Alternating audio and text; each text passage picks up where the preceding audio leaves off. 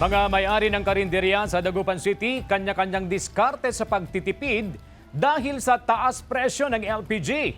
Yan ang balitang tinutukan live ni Sandy Salvacio. Sandy? CJ, maghanda-handa na ang mga kabahayan, maging ang ilang mga negosyante na gumagamit ng LPG sapagkat ngayong unang buwan pa lang ng Burmans ay unti-unti nang mararamdaman ang pagtaas ng presyo nito.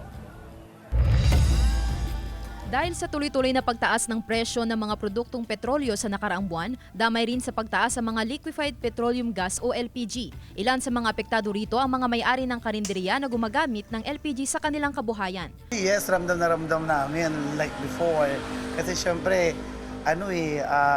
sayang din yung taas na ipangpupunan mo sa ibang mo pa, bibilihin mo. Kaya naman ang ilan sa karinderya owners, kanya-kanyang diskarte upang makatipid sa konsumo ng LPG. Sa kainang ito, gumagamit na ng uling sa pagluluto lalo pat 4 hanggang 5 beses na magpa-deliver ng LPG ang kanilang pwesto kada buwan. Ayon naman sa ilang nagbebenta ng LPG, tumaas man ng mahigit 2 piso ang kada 11 kilograms na LPG, hindi pa naman daw ito kataasan. Sa kasalukuyan, nasa 891 pesos ang presyo ng kada 11 kilogram na tangke ng LPG. Kasi bumabase lang po kasi kami sa kung ano lang po yung ifo-forward ng planta. Halos lahat naman po ng branch na to is ganun naman siya. Ayon naman sa Oil Industry Management Bureau ng Department of Energy, may ilang dahilan kung bakit tumataas ang presyo ng LPG.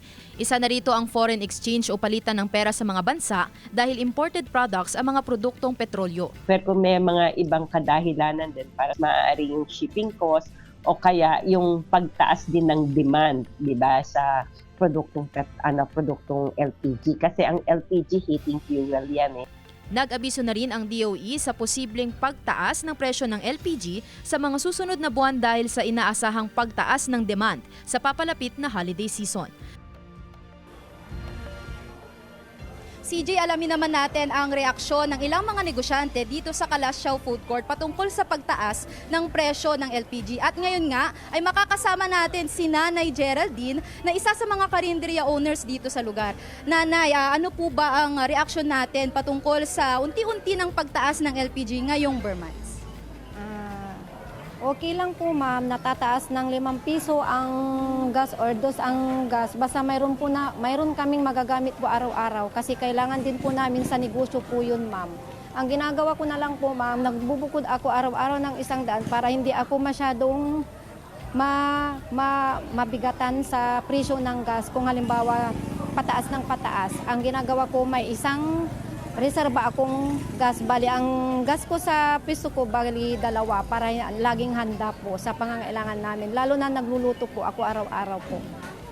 So Nanay, ilang tangke ng LPG po ba ang nagagamit natin sa ating pwesto kada buwan? 2 tangke po ma'am kasi yung isa, reserba po namin pag naubos yung isa po. Yan lang po, Nay. Maraming salamat po. CJ, ayon sa Department of Energy, ay hindi naman daw lahat ng LPG companies ay nagtaas ng presyo ng LPG.